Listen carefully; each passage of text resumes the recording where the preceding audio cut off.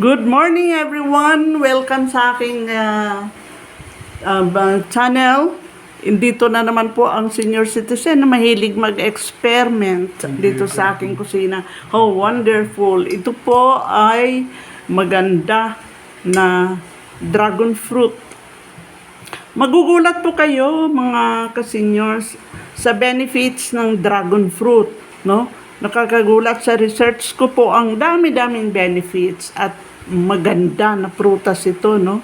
Ang mga benefits nito sa research ko, nagre-reduce daw ito ng risk of diabetes, naglo-lower ng ating mga blood pressure, nagbo-boost ng immune system, may vitamin C ito, maganda sa digestive system, no? Natin. So, may omega-3 na good for the heart, may anti-aging, high in iron, at saka high in calcium, at marami pang iba. Na paano pagkain ng dragon fruit? No?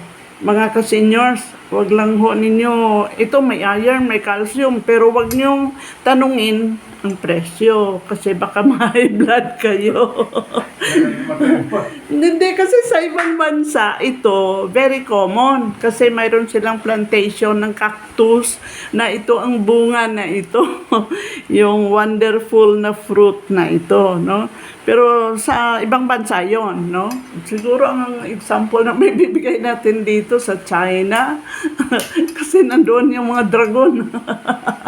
At saka sa Vietnam, kasi po ito may plantation talaga sila ng cactus na ito ang bunga.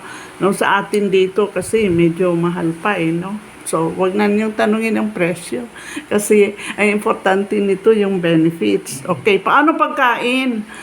Mayroon akong pakainin kasi dito kasama ko sa bahay. Itong unahin ko siguro, mataba, maganda, no? Simple lang. Mayroon din dito na ito ay linisin. Ito ay naugasan ko na, malinis na. Bilog na bilog. At saka ito, mamaya may gagawin ako ng partner nito ay ito. Pero pang decor lang yun. Now, ito, may pakainin ako dito, no? Tunay na trial kung totoo ba. Kasi kung may problema ka sa pag-poops, ay yun. Problema.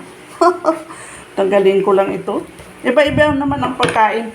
Ang dragon fruit ay may yellow, may red, may violet, at mayroong puti. May puti daw ito pero hindi ko pa nakita dito sa atin. Ganito lang. Putulin ko lang muna ito. Yung dulo. Oh. Pwede rin natin na tanggalin ang mga maliliit na ganito. Pero, it takes time, no? So, ang gawin lang, simple lang kung iserve natin as a dessert or most probably kung mayroon tayong pakainin, ganito lang. Wow! Juicy. Juicy, maraming seeds. Itong black po ay seeds niya, no? At ito po ang puno ng vitamins, calcium, iron, at saka marami pang ibang health benefits na mabibigay sa ating katawan. So, pag ganito, ay pwede natin hatiin, most probably ganito, no? Very juicy, maganda.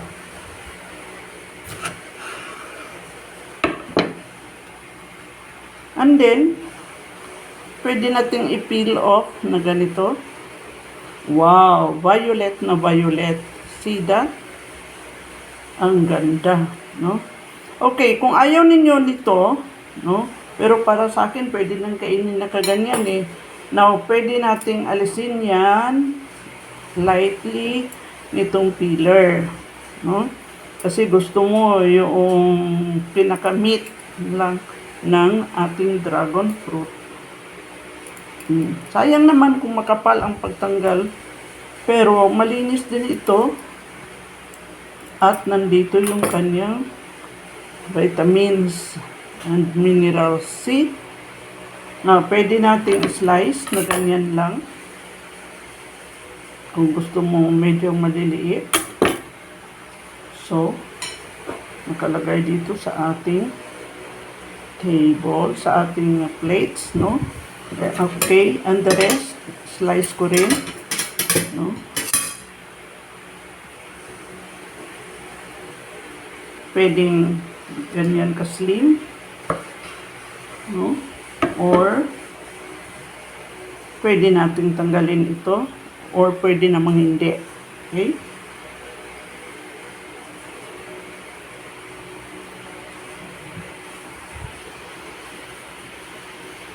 Ayan ang ating kiwi, mga ka-seniors, no? Dark violet siya. Mayroon akong ipatry kung ito ba ay masarap at Kiwi ito ba ay lang nagustuhan niya. Ay, sorry. Pasensya po, hindi ito kiwi. Dragon fruit. Nagkamali lang ng salita. Ito po, pakainin ko po yung aking BFF. Sa gitna lang kumuha.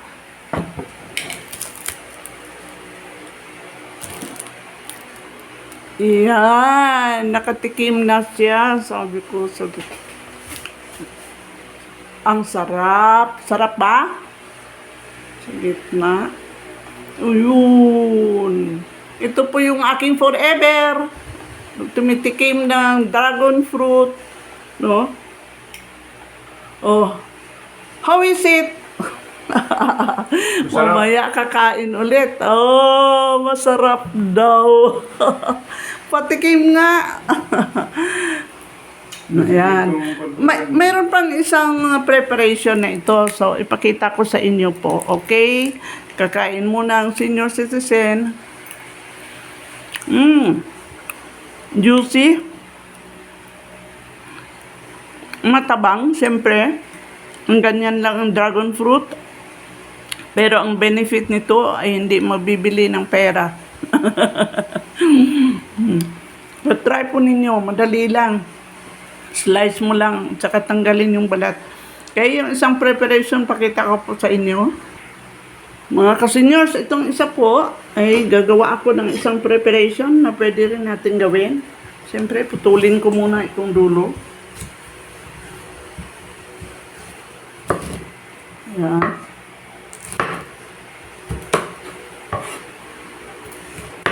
Hanggang dyan lang. Tapos ito ay slice natin na ganito. Slice.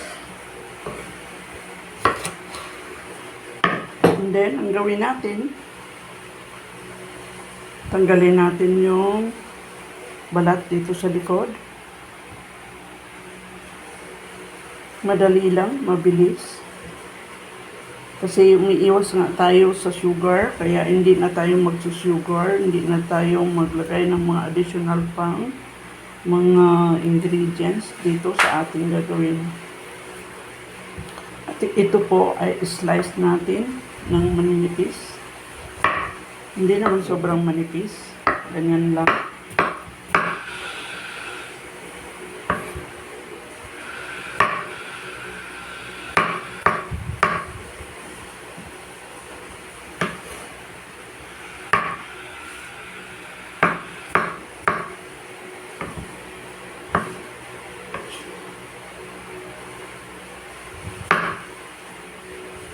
Malinis naman ang kamay ko, malinis ang sangkaalan, malinis lahat, pati ang ating kutsilyo. At ito ay ilagay po natin dito sa ating blender.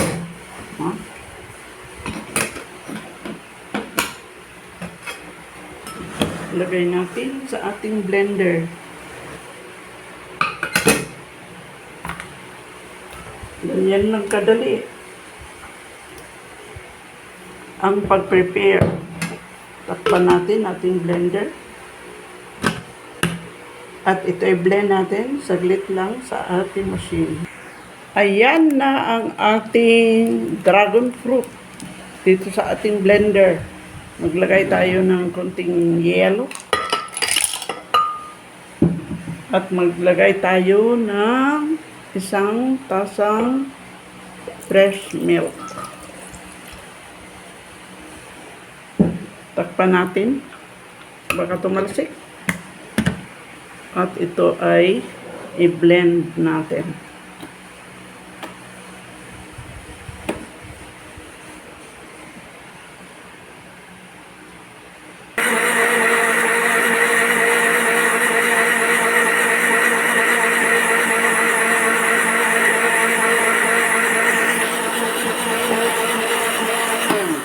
Okay.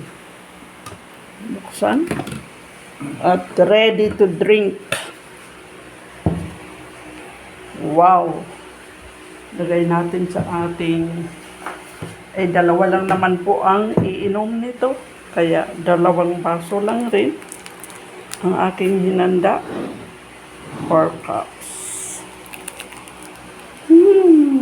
Yummy. The violet dragon fruit. Ganda ng kulay. Saka punong-puno ng seeds. Healthy drinks. Masarap. Lagyan natin ng pwede namang kainin ito. Orange or lemon. Maganda kung dalawa. Kasi marami naman ako ng slice.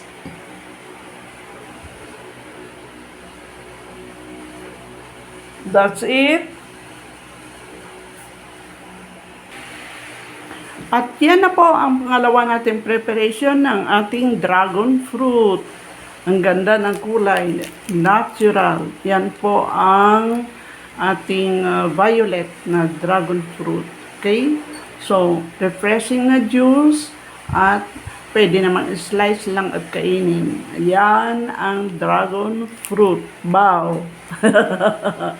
Ang maganda po dito ay ang kanyang mga health benefits sa ating katawan, mga senior citizen. No? Kailangan po malakas tayo para mag-enjoy pa tayo ng ating mga remaining years at sa ating buhay dito sa mundo. Okay? Thank you very much for watching. Bye-bye! Try po ninyo ito para ako ay nagsishare sa inyo para sa ating good health. Okay? God bless us all and see you in my next vlog. Bye-bye!